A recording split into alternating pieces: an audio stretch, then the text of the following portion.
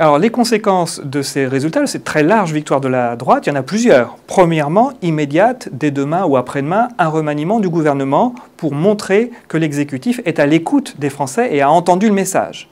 Ensuite, la question est de savoir s'il y aura en plus changement de Premier ministre. Où là, la question est très compliquée pour François Hollande, parce que s'il nomme un nouveau Premier ministre, ce nouveau Premier ministre, il devra rester jusqu'en 2017. Et ce nouveau Premier ministre, il va commencer par devoir annoncer une 50 milliards de baisse de dépenses, qui est politiquement très dure. Il va devoir ensuite subir une défaite électorale vraisemblable pour les élections européennes, puis subir une autre défaite électorale pour les élections régionales l'an prochain.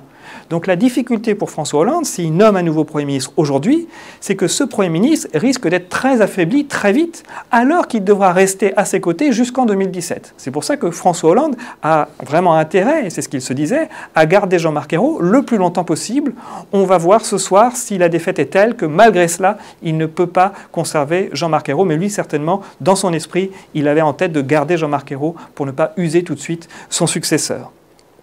Deuxième conséquence importante, troisième conséquence importante, à droite, où là aussi cette élection a de nombreuses conséquences. Jean-François Copé est renforcé, puisqu'il est à la tête de l'UMP, et l'UMP remporte un très grand succès.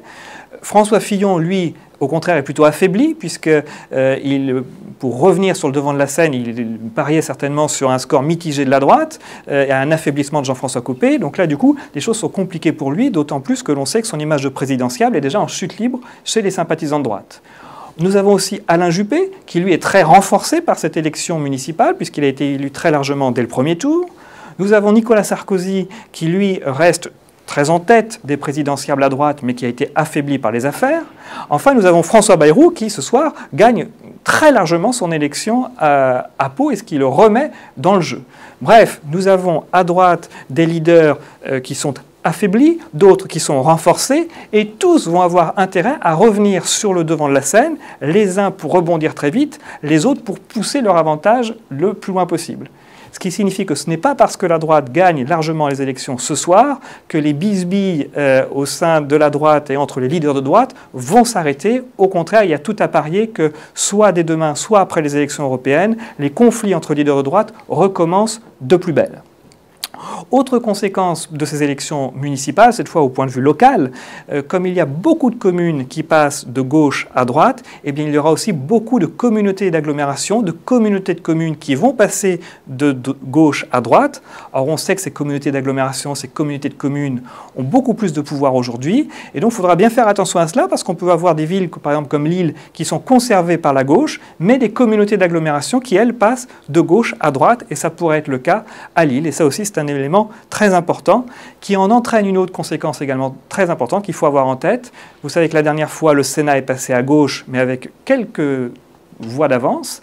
Eh bien, aujourd'hui, les élus de droite sont beaucoup plus nombreux et donc vraisemblablement, le Sénat risque de repasser à droite en septembre prochain. Donc, vous voyez, beaucoup de conséquences politiques.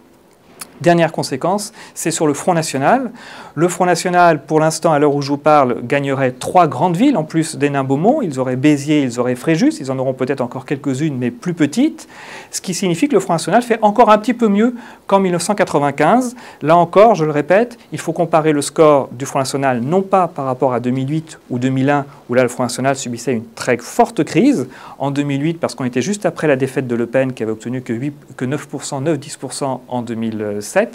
Et en 2001, parce que c'était juste après la scission avec le MNR.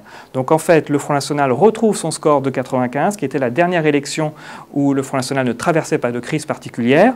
Je le rappelle qu'au premier tour, le Front National avait emporté la semaine dernière 12,8% des voix dans les communes de plus de 30 000 où il était présent. Et là, il a remporté 13,6% des voix. Donc une progression d'un point, progression légère, mais réelle. Et ce soir, eh bien, de la même manière, alors qu'en 95, le FN avait gagné 3 villes, eh bien, il pourra en gagner encore un peu plus. Donc le Front National fait plus que retrouver son fort niveau de 1995.